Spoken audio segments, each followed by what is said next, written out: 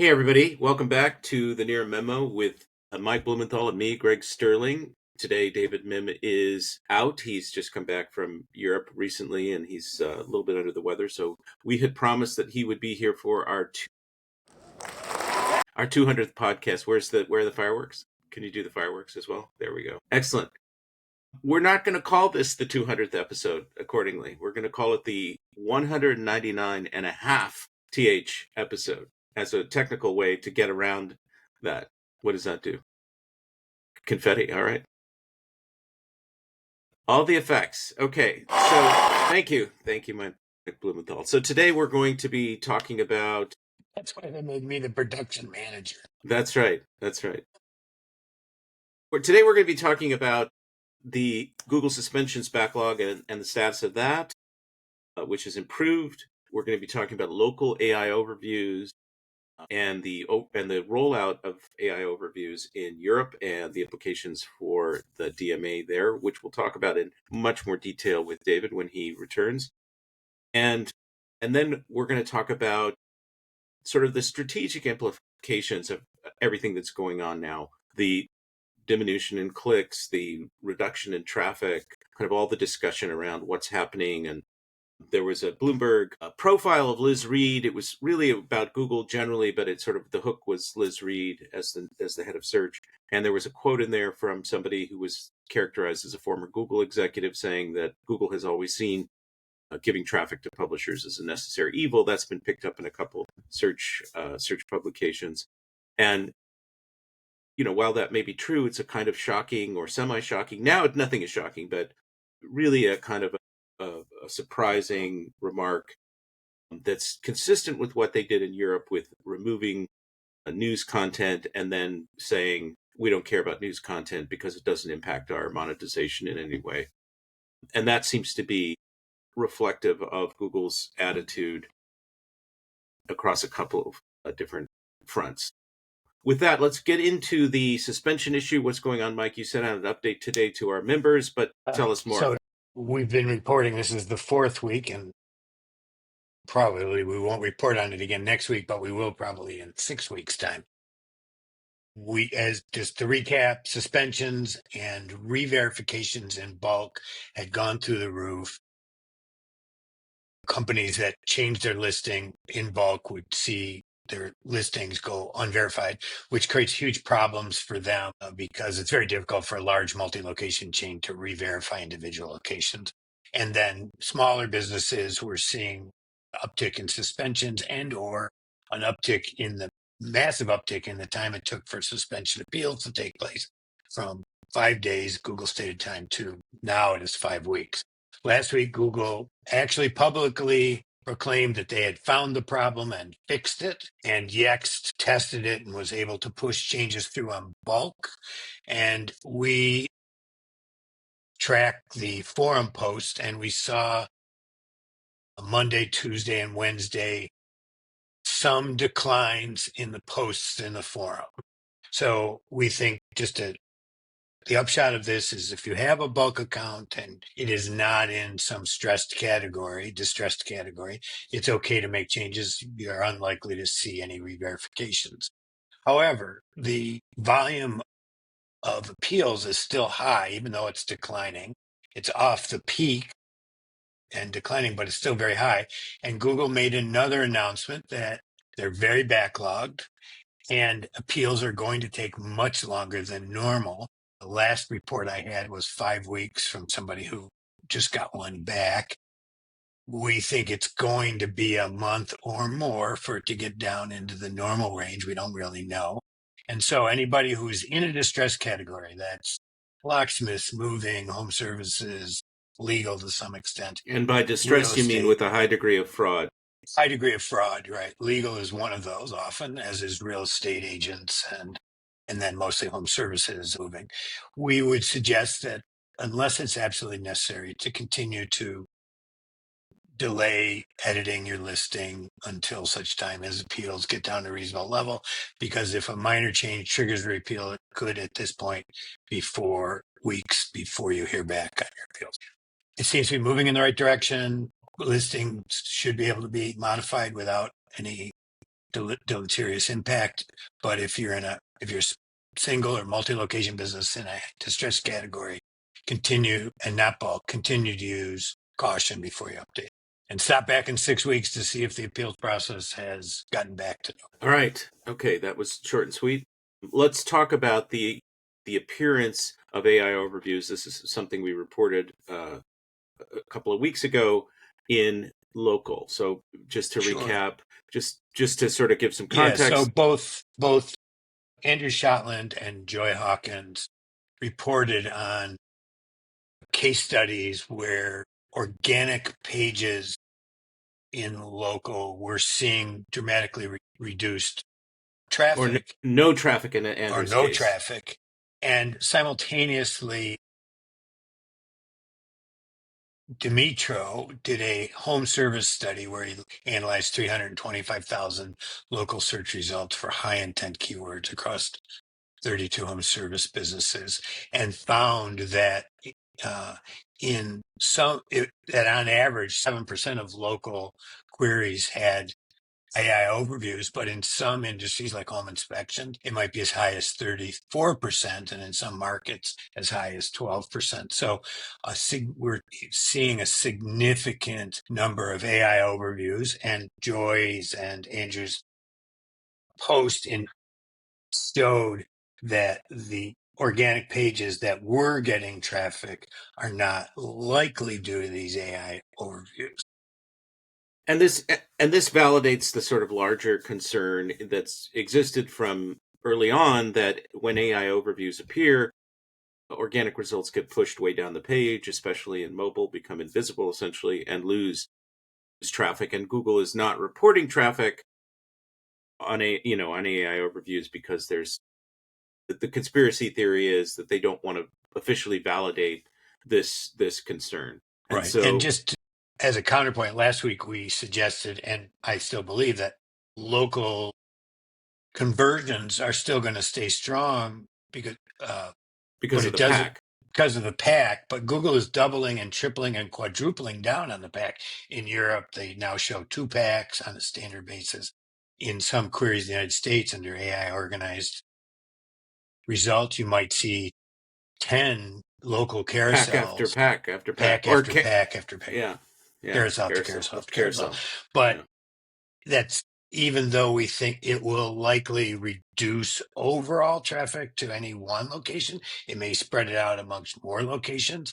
That's one result of it. And two, if you were getting traffic from organic, it is likely that you will see continuing declines in organic as these various elements, AIO and the AI tab, whatever it's called, see more and more exposure. Simultaneously this week, Google rolled out AI overviews across much of Europe, not in France, interestingly, but across much of Europe, not all of Europe, but much of it. Well, in France, when we did the research on home services in Europe, the user testing, France was a market that had many fewer packs than Germany or Spain, as I recall. Or I don't remember if it was Spain or Ireland in that particular context. But France was noteworthy, among other reasons, because there were just fewer packs. It was much more scarce for whatever reason. Right. Well, I think the reason is Google's afraid of running afoul of the French people or the French government, which is, they both tend to be Senil, the regulator, probably. they tend to be fairly rigorous in their view of things, but who knows? That's speculation. But one of the interesting side lights of this, Thomas Hepner, who is a leading thinker on Lawyer. DMA compliance in the EU, wrote on LinkedIn that he felt that AI overviews needed to be compliant with the DMA, which meant that Google couldn't self-preference their own AI overviews over third-party AI overviews, which is a whole nother battle. Although, I think Google will fight that fight to the Right. death because this is what Google is becoming, but it still could be a fight. So we're Well, maybe beyond AI overviews 5 years from now, and that gets I mean, resolved, but we'll see. I think he had a specific technical support in his rationale for that, because it was it was distinct from core search, and it was violating a provision of the DMA. Accordingly, it was a sort of a separate kind of separate kind of data set. But I think um, the what DMA compliance would mean in an AI overview context is really hard to know, because Google is taking content, whether from its own business profiles or websites, to create those. And there is no sort of third party alternative to that currently. There's nothing that you His could, point in the LinkedIn article was that Google would be obligated to include other companies' AI overviews in the results. meaning like a Perplexity, or effectively a ChatGPT response to the same question. That was his contention, though. Whether that ends up evolving to be the case, I don't know. But I he's don't know how you would do that as a practical matter, because you would have to have some API connection or some other kind of automated setup, pass the query to one of these alternative providers, and deliver their result for that query on some kind of schedule, right? I mean, every third one, right. or every, and or give people links to the same query on different AI platforms that then could be initiated in the same way that you click on AI mode and then it initiates a query. I think as a practical matter, it's very problematic. But I think Google's intent is very much self-preferencing with AI overviews. I mean, I think, putting aside the sort of practical dimension of how they're formulated and what they purport to be, Google's intent is really to capture and keep the user on the site and answer the question without requiring the user to go click through to a third-party website, which is the proposition that ChatGPT offers. Answers in some larger context, direct answers without the need to click to a And it's website. also the counter proposition to the DOJ, which is using their existing monopoly to leverage their way Right, into of a course. new monopoly. No, they're doing exactly what the DOJ was concerned about in its filings with the DC Circuit Court, that Google would leverage its existing search monopoly and distribution to establish a dominant position in AI, which is exactly its strategy, 100%. And we're still waiting on the court to come down with remedies. But even when the court issues its order, which I suspect will be unfavorable to Google, we're going to have, X, fill in the blank, X number of years of appeal, during which time nothing will change. And that may be crucial for Google to establish Gemini as the, number one or number two AI platform out there. So, to sort of kind of put this in a larger context.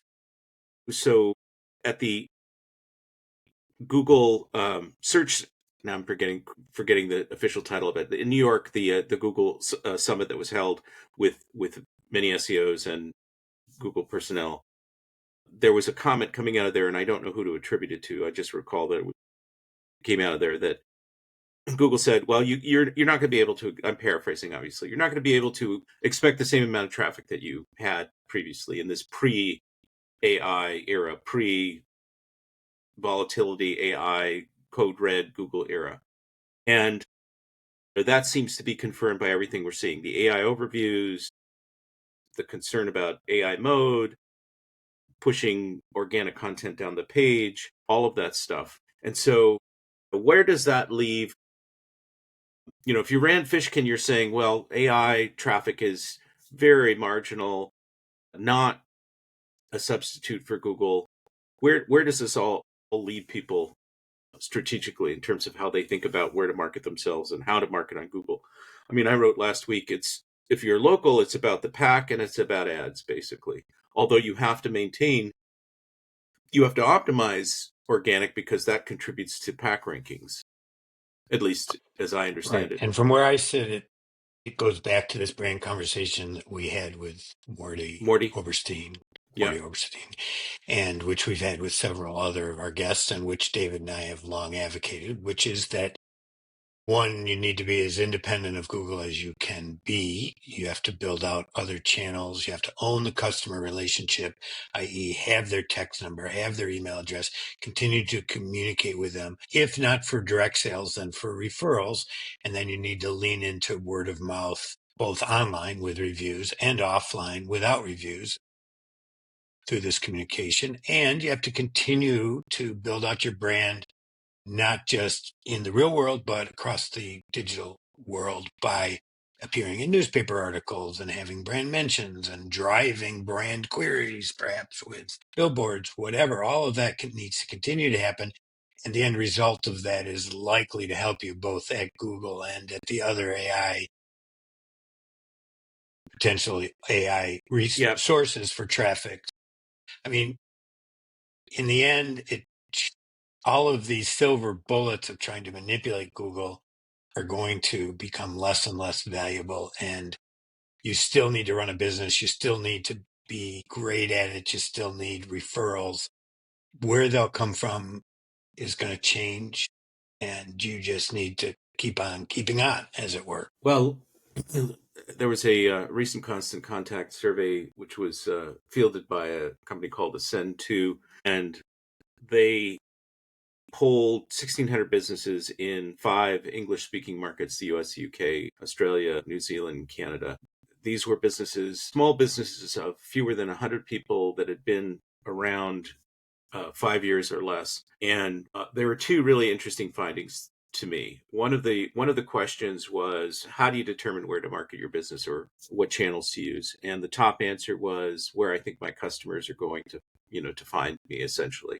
Again, a paraphrase. So that was the number one answer. They're either doing research or they're speculating about where their customer, what tools their Or they're customers are going where using. they're comfortable, Well, so what that's, they're yes, familiar with. that was one of the answers. That was one of the answers where it was easy. But that was further down the list. Now, the second piece, which was really interesting, which we were talking about in the green room, was that only 24% of these businesses, this is an international sample across countries,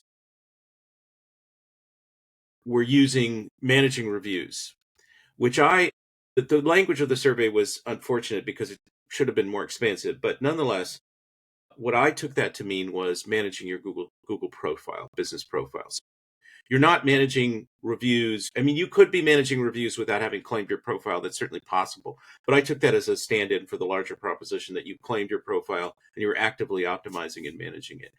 Even so, 24% is a very small number. Now, a survey that I did a year ago with 1,000 businesses in the US, 1 to 499 employees, found that only 43%, and this includes some businesses which are sophisticated with more resources and marketing, still technically small businesses, according to the US government, but nonetheless much larger than a true small business. That was only 43%. So what we've got here between these two, taken a year apart from one another, is a picture of Google Business Profile Management where less than half of local businesses, and in the constant contact case, far less than half, are actively managing or participating in their profiles. However, they are all on social media, almost 100%. The top 3 channels are social, email, and then you get paid social, and paid search even ranks above organic GBP management, which,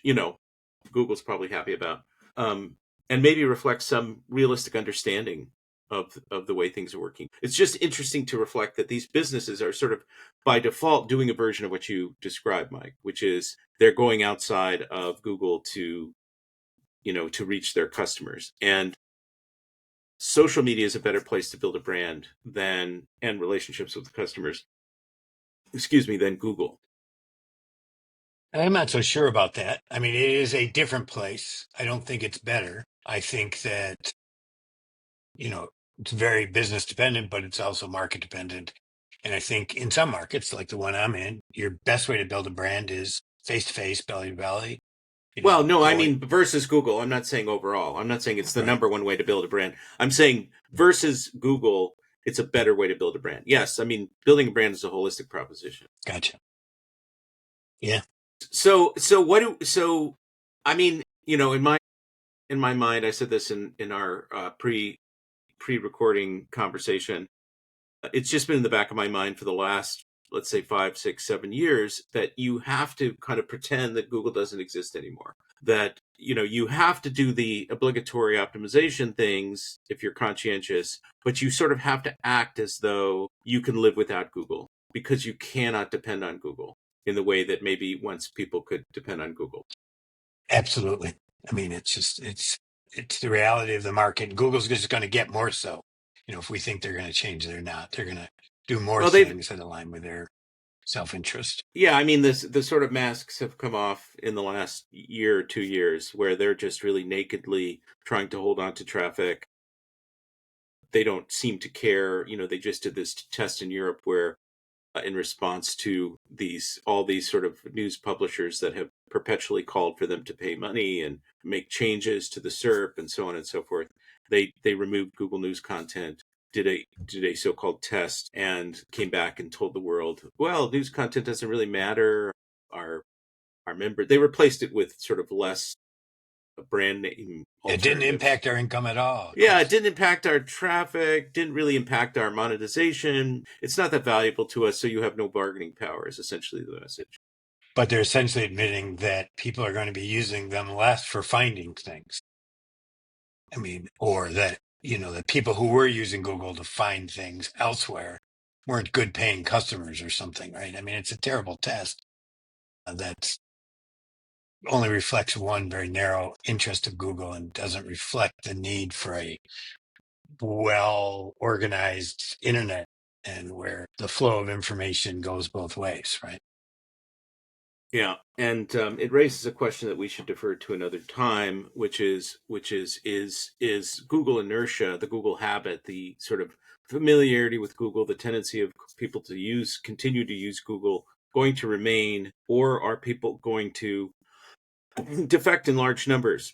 Gartner famously predicted that 25% of Google's traffic would be gone by 2026. That doesn't seem likely, and Rand Fishkin has emerged as a sort of unlikely defender of Google in a certain way, where he talks about how Google's traffic is growing. All these surveys that show people defecting to AI platforms doesn't seem to be, borne out in the traffic. And even though we have TikTok usage and other sites being used for search queries, Google doesn't seem to be losing search query volume. So there's a big question about whether Google will just build the good enough version of AI to retain most of its usage and carry on, and nothing will change. I mean, that's what Google is hoping for, that AI mode is good enough to keep people around, give them a sort of a taste of the ChatGPT experience.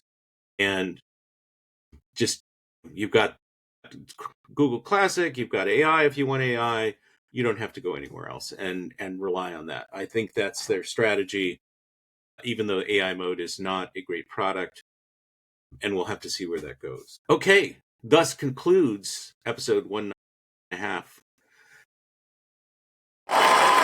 I'm not sure if And that applause was for the conclusion or for our 200th. it's for both. Why can't it be both? And I want to thank the Transparency Company, our inaugural sponsor for this podcast, for generously supporting us. And as always, tell your friends, come back and listen again, subscribe to our newsletter, and we will see you next time.